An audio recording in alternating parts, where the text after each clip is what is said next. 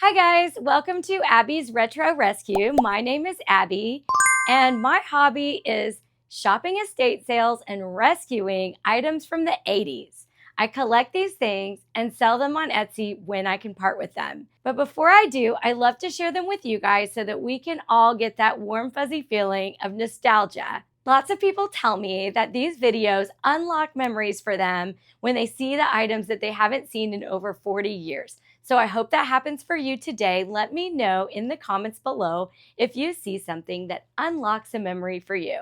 You guys, this is an epic haul. It has been an amazing couple of weeks of estate sale shopping. So I've got lots to show you. Let's get started. I also have a helper with me today. It's my dog, Jesse. But as you can see, he is asleep on the job. One of the items I got was this blanket, which I'll show you in a little bit when we wake him up. And he has totally adopted it. So let's start with something else. As you probably saw from the thumbnail of this video, I found a lot of plush this week. There are a couple of 80s plush that I pretty much always buy whenever I see them. One of them is the McDonald's Muppet Babies. This is Fozzie. He still has his tag and his hat. These were a holiday item in 1988 that you could buy at McDonald's. And they always sell like hotcakes, and so I always buy them. I have a few now that I need to list. Next is Care Bears. I found this little beauty in a basement. That's often where the old plush are found because kids grow up and leave home. They leave their toys behind. The parents put them in the basement, and then I usually dig them out of a box or a bin. This one was a little bit dirty. I washed it, and it came out nice and clean. And I've made a separate video to show you how I get these plush all clean. So I will link that below as well. I also pretty much always buy pound puppies when I see them. I just feel like I need to give them a new home. This is one of the miniature baby pound puppies. I also have some of the big ones. This one still has its original tag and it was made by Tonka in the 80s. This guy, I wasn't sure of his name. I knew I recognized him from the 80s from the comic strips. But I had to look him up and Google him, and his name was Opus. After I looked it up, I was like, oh yeah, that rings a bell. Isn't he super cute? And these two are not like well-known characters. They're just unicorns, but unicorns were so popular in the 80s. I love this little mother and baby unicorn, and they were actually in two different baskets. So when I dug through the toys, I found this on the bottom. I'd already picked up this one. So I was glad to reunite the mother and the baby.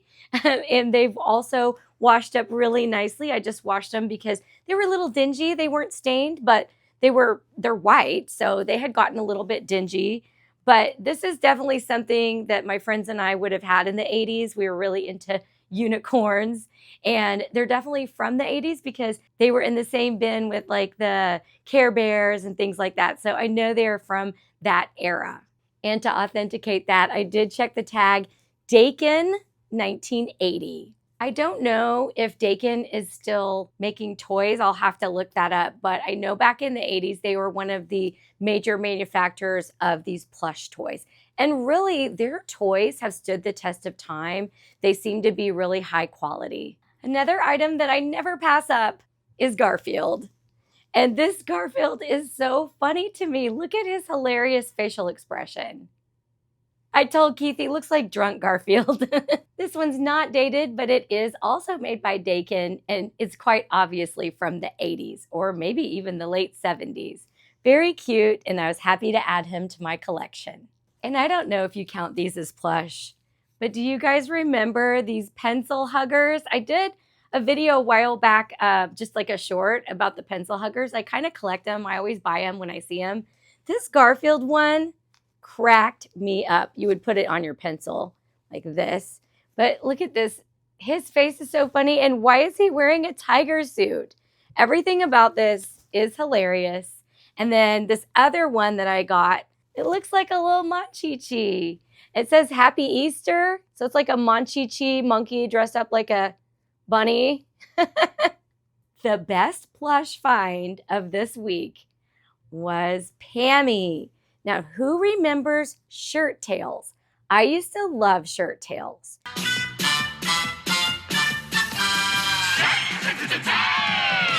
At least a year ago, maybe longer, at an estate sale, I got Bogey, and Tig. I was very excited to get them. They're super cute. And then I found Pammy yesterday. Now, she was pretty dirty, but look how clean she is now, you guys. She washed up so beautifully, and look how cute they are together. You know what's fun? I find these at all different sales, and then I just feel like I brought them back together where they belonged. Is that ridiculous? It might be, but that's how I feel. I feel like I'm truly rescuing these things. This one is probably handmade. I think they used to have like the little fabrics with the directions, and you could cut them out and sew them together, and your mom or your grandma, somebody would make you this. It's a little apple dumpling from Strawberry Shortcake, of course, and it has a front and a back. Very cute, very clean. And then the last plush, I could not resist this guy. Dare to resist drugs and violence. That's a solid message, Mr. Lion. Next, I got 2 original 80s Rubik's Cubes. This one was in mint condition. And this one came in what I think was its original container. It obviously had a sticker on here with the label. It was displayed in there. And then inside, along with the Rubik's Cube, were the original instructions. The next item you might recognize from our wall of 80s awesomeness. Do you see this guy right here? It's called the Little Professor. And I got another one. Now, we had bought this one on eBay. It's a non-working one. I suspect this one is too. I'll have to put some batteries in and test it. But the Little Professor is just so cute. And I know lots of Gen X kids like me learn to do math with this little calculator. My dad got me one of these when I was a kid. And he actually worked at Texas Instruments, the company that made these. And they also made this guy, the Speak and Spell. Very cool. I got 1 vinyl record. I haven't been buying a lot of vinyl lately because Keith and I have been collecting so much that there aren't often vinyl that we don't already have at the estate sales. But I did manage to get this one. It Styx.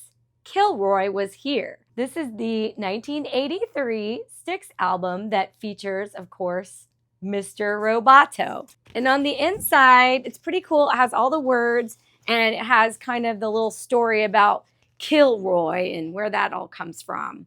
So I'll have to read up on that. I actually can't remember or don't know how much I know about this. But the record was in excellent condition. It still has an original sleeve.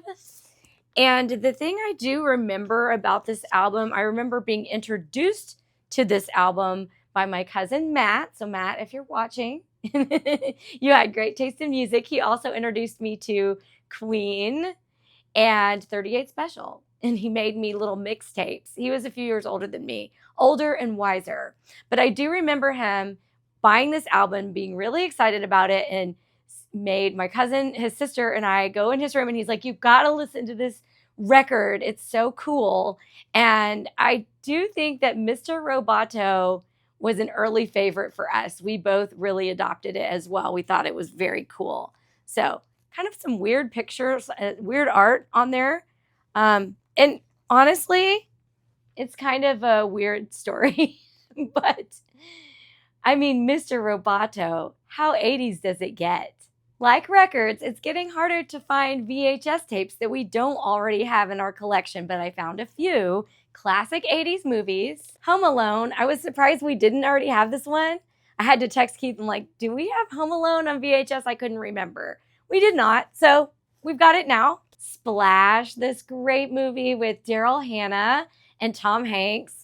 I remember in the 80s loving this movie. I think it was on HBO when I recorded it. I used to watch it all the time. And then the classic Crocodile Dundee. I also found 3 old school TV guides. These are dated 1986.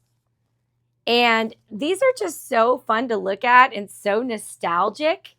The advertisements, the TV shows, the little articles and interviews.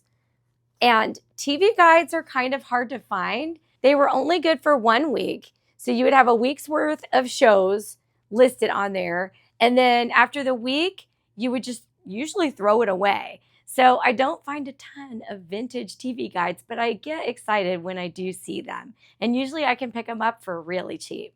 And I would be remiss if I didn't point out this precious picture of Bruce Willis and Sybil Shepherd from the early days of Moonlighting. I used to love that show. Still do. It's a great show. I got 2 books this time. Heathcliff Cleans House. And then this one by Christopher Pike, The Visitor. I get excited to find Christopher Pike books. I don't see them super often, and I do collect them because these were my favorite books in my teenage years. They're scary, macabre. This one's about like a seance or something.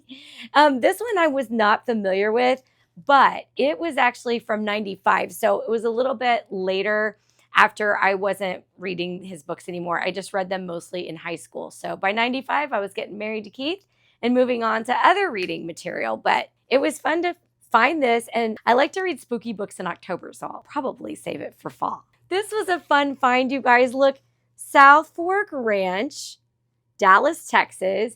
It's an old koozie, and I can tell it's old. It's actually dated 1983, Lorimar Productions, and it says J.R. Duncan on there, and Duncan was the man that used to own the South Fork Ranch.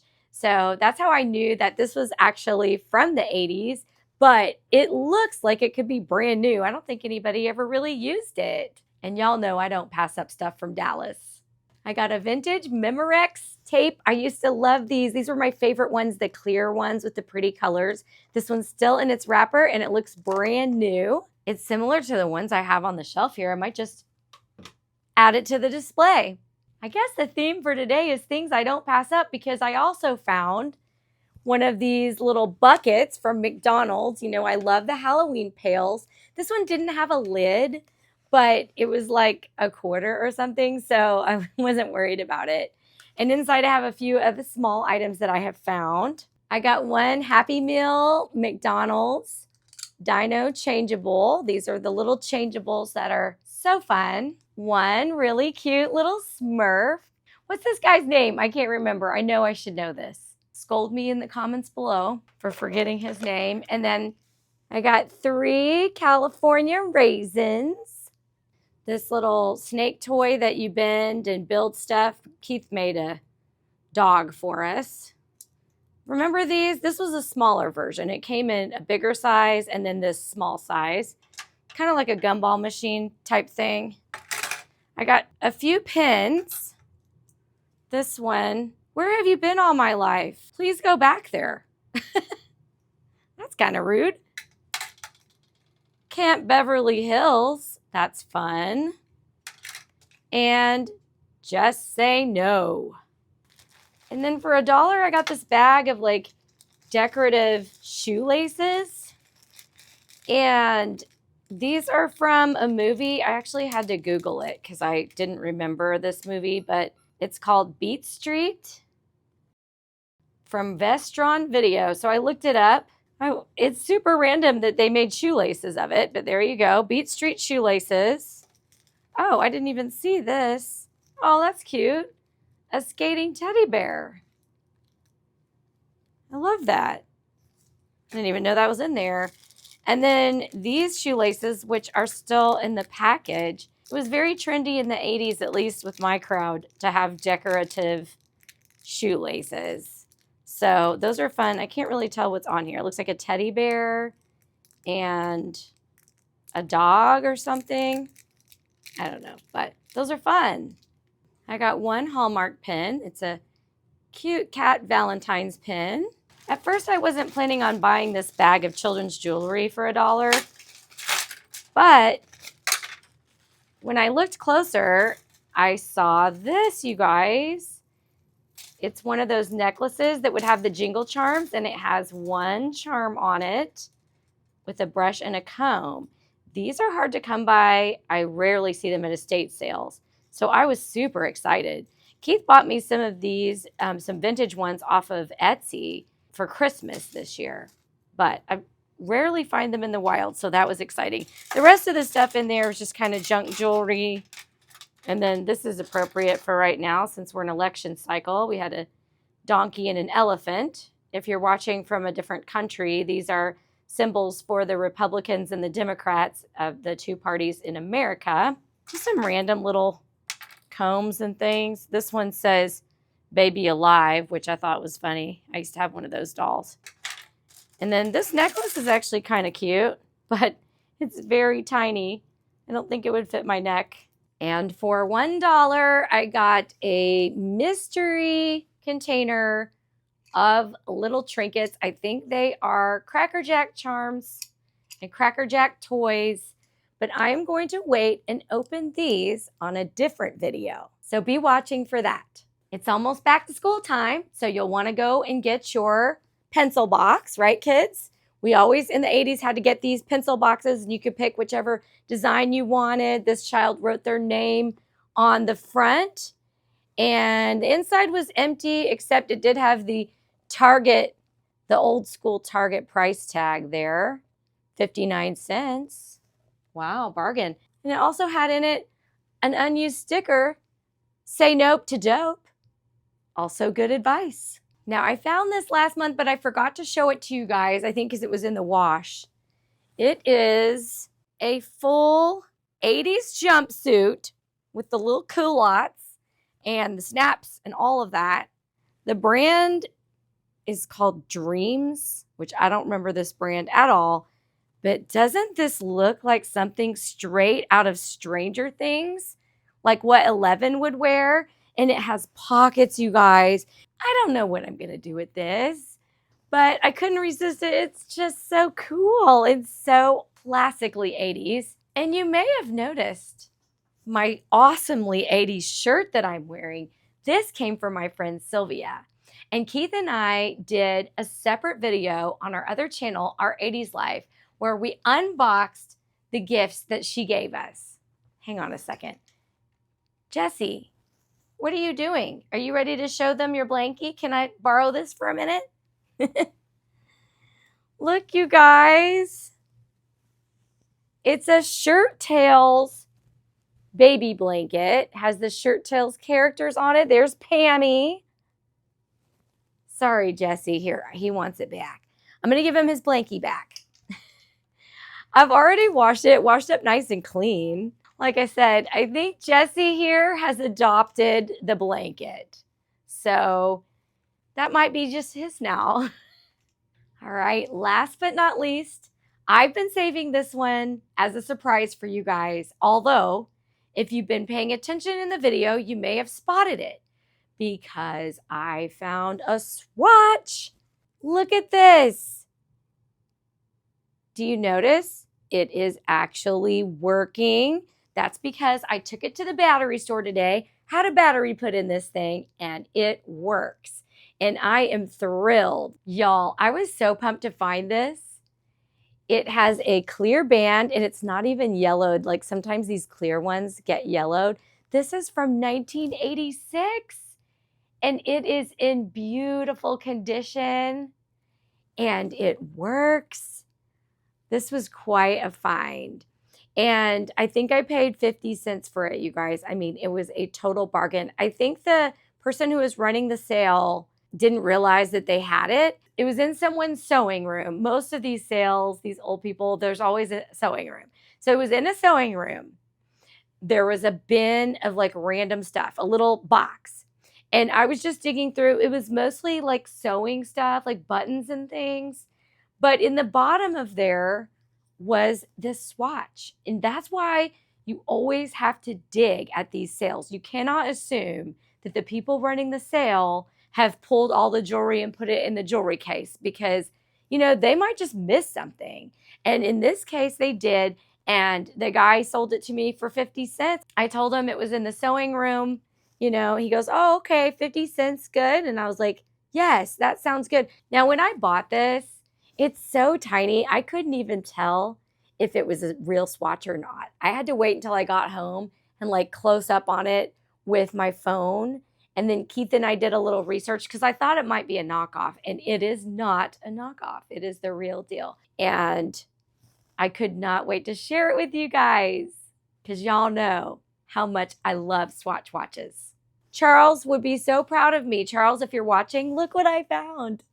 Thanks so much for watching this, and if you enjoyed this video, please give me a like and subscribe to my channel. It really helps our channel to grow. And if you like this kind of video with the thrift hauls, I've got a whole playlist of those linked for you right here.